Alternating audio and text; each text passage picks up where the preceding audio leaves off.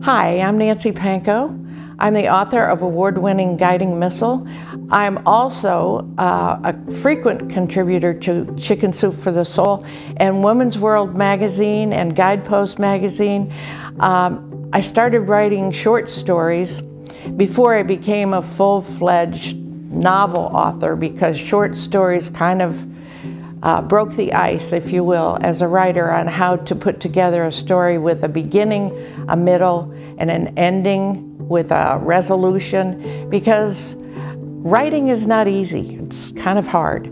But the short stories that are in Chicken Soup are very inspirational, oftentimes stories about miracles, and my novels are also stories about miracles. Guiding Missal, the subtitle of Guiding Missal is 50 Years, 3 Generations of Military Men, One Spirited Prayer Book. It was so strange, so fortuitous that this book came about. It started off as just a recreation of my father-in-law's military history. He served in World War II, was in the Battle of the Bulge, and we knew he did important things, but we didn't know what, because he wouldn't talk about it. And he would only tell us funny stories, and he'd have us laughing and holding our sides. From time to time, he'd get this funny look on his face, and he'd leave the room. And we knew we were real close to hitting a nerve. And so when he died, I thought I really needed to tell his story. And when my husband was looking for his military records after his dad died, the cedar chest was empty except for one little prayer book, which meant a lot to George, and I, at the time, didn't know why. His father, George, had carried that little prayer book in World War II in his pocket during the Battle of the Bulge, and his father went behind enemy lines to call in strikes from the big guns on enemy positions. That would be tanks or machine gun nests or bunkers. The Germans were very, very good at hiding. But my father-in-law had the eyes of an eagle, I swear, and could spot these places, and then he'd call in the coordinates and the big guns would start hitting them. So when my husband, George, found this little prayer book in the cedar chest, he said, this is all I need, this is all I want. And with it, stuck to it, was a citation for a Bronze Star. That same day, ironically, December 19th, 1992, the day we buried my father-in-law, was the day of our only daughter's wedding. We had to go from a church in Scranton, Pennsylvania, where we laid my father-in-law to rest, to upstate New York, to Fort Drum, New York, where my daughter was marrying a man in the Army that had the same MOS as my father-in-law, George's dad. And he was supposed to ship out to Somalia, Mogadishu, Somalia, which at that time was kind of a hotbed. So my husband came downstairs with a little prayer book in his hand. He had tears in his eyes, and he put that little prayer book inside a sandwich bag, and he said, and I said to him, I know what you're going to do with that. And he said, yep, it has to go with him. I apologized. And later that day, our daughter got married, and my husband presented the little prayer book to our son-in-law and said to him, I will tell you what was told to me. I want this back.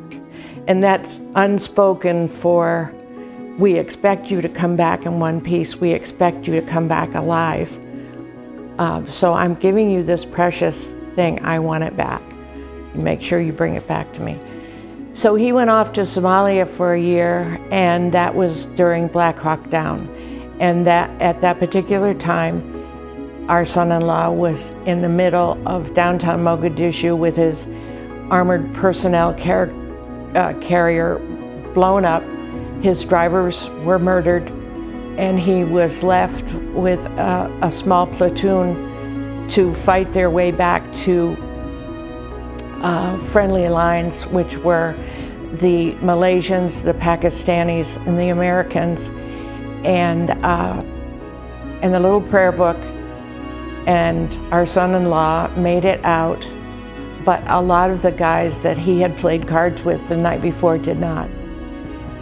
And when he got home a year later and handed that book back to my husband, who then, don't all men give their wife important things? Here, hang on to this, because I know it'll be safe with you, otherwise I'll forget where it is. Or I'll do something. Be that as it may, I had the prayer book, and I was in awe of it. I was in awe of its tatteredness, because I knew that for 50 years it had given 3 different men peace, a prayerful confidence that no matter what happened, God would take care of them. And I knew that that little book had stories to tell. And it didn't dawn on me at first until one day I just sat holding it in my hands, and I thought, if only you could talk. And the light bulb went on over my head, and I thought, girl, you could make it talk. You could give this prayer book life. You could put it down on paper. And I started writing. I started writing what I knew, and I started researching my father-in-law's military history. And I'm happy to say, after 1 year, I was able to recreate his entire military history. And when I contacted our congressman with pictures and detailed reports from other men that I had found that served with Dad that were still alive, we were able to get his medals. And my husband's birthday came around, and it was the 50th anniversary of the Battle of the Bulge, and boy, was that week emotional. I presented him with 2 notebooks of information, all kinds of correspondence from men that served with Dad, his own brother, his little brother, that had served in World War II in Europe with Dad, but they hadn't seen each other for 2 years. A letter that he had written his big brother, and how they came across meeting each other in France, and what that reunion was like, and how those 2 crazy guys, they were still doing crazy things even then.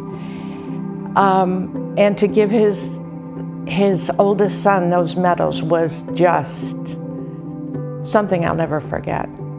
I had to interview the second man that carried that book, who was my husband, and he was in crypto and intelligence. And of course, his first line was, I can tell you, but I'll have to kill you. So we spent many times, I had the recorder going, and I'm taking notes, and I asked him all kinds of things, and found out things that I did not know. I never knew he had an audience with the Pope. I never knew that during that audience with the Pope gave him a medal. I was dumbfounded. I was absolutely dumbfounded. I found out, I knew briefly that he had gone to watch the Olympic Games in 1964. The whole thing that he told me, that whole time that he was in Europe, gave it such a personal touch, and intertwined his story with his father's story, because the places that his father did battle, George was playing football with the Air Force football team, and he went around to those very same places playing football. And I thought that was so ironic. And then, of course, interviewing our son-in-law was a bit more dicey, because he was still suffering some PTSD. It was difficult for him to talk about it for any length of time, so we do very short segments. But the final result was Guiding Missal. 6 months after it was published, It won an award from the Military Writers Society of America for historical fiction. It made me happy, honored, so proud that the story of these three men was well received and honored, and I couldn't have been happier. And that book, Guiding Missal, is timeless. It can be told over and over and over again because it is so timeless. I want to show you the actual military missal. You can see I'm handling it very carefully, but it's very tattered and worn, and inside it holds the order of the Roman Catholic Mass. It holds many prayers, poems, prayers for the family, prayers for every branch of the service. And it's just jam-packed in this tiny little book. I'll open it so you can see. This tiny little book that is now 75 years old. I think it's 78 years old. They were published from 1941 to 1945. And the resulting product of my efforts is this, Guiding Missal. 50 years, 3 generations of military men, one spirited prayer book.